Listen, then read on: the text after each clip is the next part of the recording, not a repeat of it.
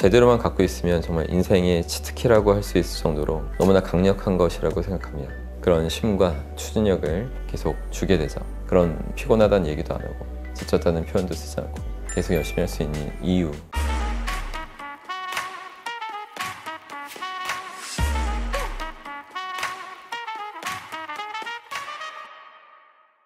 안녕하십니까, 여러분의 심리 멘토 박스입니다. 어떤 상황에서도 절대 포기하지 않는 사람들의 특징은 뭘까요? 제가 강조하고 싶은 건 사명감이 있다는 겁니다. 근데 이 사명감이라는 것은 제대로만 갖고 있으면 정말 인생의 치트키라고 할 수 있을 정도로 너무나 강력한 것이라고 생각합니다. 보통 사명감은 어떻게 생길까요? 많은 사람들이 사명감이 없는 것처럼 보여지잖아요. 사명감이란 어떤 피해나 어떤 불행한 상황을 겪었을 때 지식을 제대로 갖추고 이제 극복해내는 노력을 하면서 그걸 극복했을 때 내가 이걸 혼자만 알고 있을 순 없다. 이걸 갖고 다른 사람들도 도와야 된다. 이런 감정이 막 엄청나게 생겨날 때, 이럴 때 이거를 사명감이라고 할 수 있어요. 저는 여러분들도 이런 사명감을 갖출 수 있고 또 그 사명감으로 남들이 불가능하다고 말하는 일들을 해낼 수 있을 거라고 생각합니다. 이 사명감이 아직 어떤 건지 잘 와닿지 않을 수 있어서 먼저 제가 사례를 통해서 설명해 볼게요. 미국의 어떤 한 가정주부가 이제 평범하게 살고 있다가 어느 날 콜레스테롤 수치가 240이가 나온 거예요.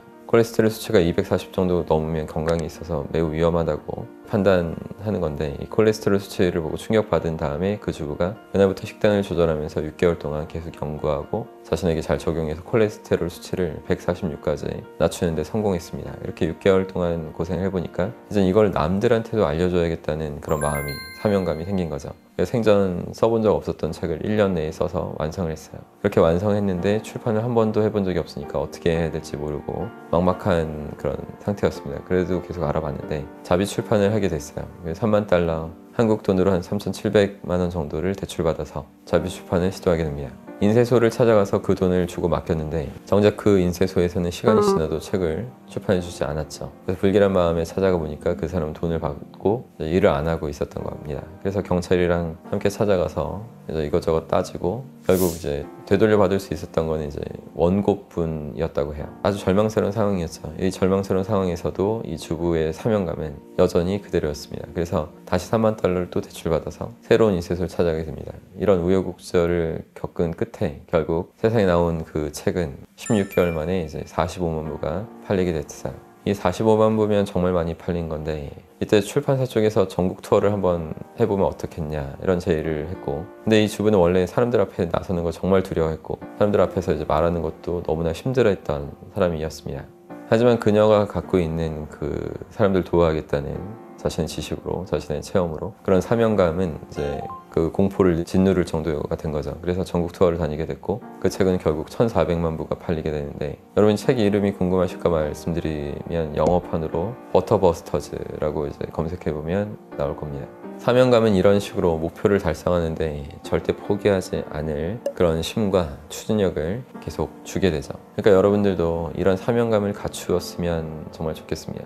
이런 사명감의 관점에서 보면 여러분이 지금 힘들고 좀 불행한 일을 겪고 있더라도 그런 상황을 언젠가 새로운 시작으로 이렇게 더 멋있게 시작할 수 있는 그런 계기로 삼을 수 있다는 거죠. 정말 사명감이라는 게 정말 인생에서 중요한 겁니다. 제가 이 사명감이 없었으면 저도 잘 됐을까? 이렇게 생각해보면 절대 잘 되지 않았을 것 같아요. 지금도 사실 뭐 20대부터 대한민국에 없는 심리사업 만들어서 그 젊었을 때부터 억대소득했고 뭐 집안 빚을 갚고 뭐 하느라고 좀 그랬지만, 일단은 그렇게 젊은 날부터 돈 잘 벌었고 또 월 억대로 계속 벌어도 쉴만한데 저는 잘 쉬지 않아요. 계속 뭐 연구도 계속하고 사람들 계속 만나서 계속 도움 주고 주말도 뭐 한 번도 쉬지 않고 거의 계속 그 강의, 멘탈 강의, 최면요법 강의하고 많은 사람들 만나고 개인 상담하는 이유는 돈을 떠나서 이제 제가 깨닫게 된 걸 정말 남들이 알면 얼마나 좋을까? 저 얼마나 나를 좋아할 수밖에 없을까? 나한테 얼마나 감사할까?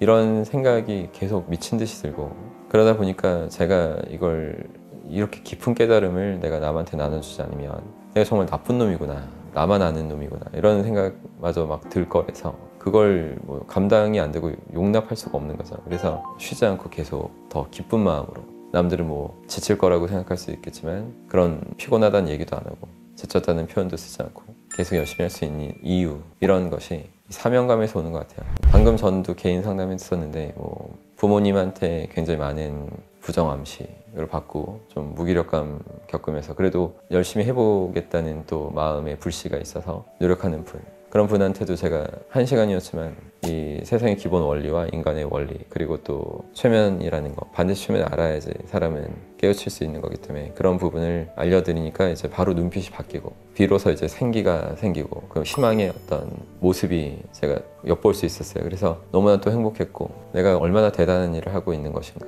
이분한테 얼마나 중요한 것을 전달한 것인가, 이런 걸 계속 생각하면서 너무나 그 자체가 시열인 거죠. 그래서 여러분도 자신이 그 일을 할 때 그 어려움으로 바라볼 것이 아니라 자신이 뭔가 힘들었던 걸 극복해내는 그런 어떤 자신만의 노하우든 어떤 진정한 깊이 있는 경험이든 거기서 비롯된 어떤 지식들을 이 세상에 반드시 나눠줘야겠다, 이런 생각을 강력하게 하실 수 있는 그런 사명감을 언제나 느낄 수 있는 그런 분이셨으면 좋겠습니다. 그럼 항상 힘내십시오. 고맙습니다.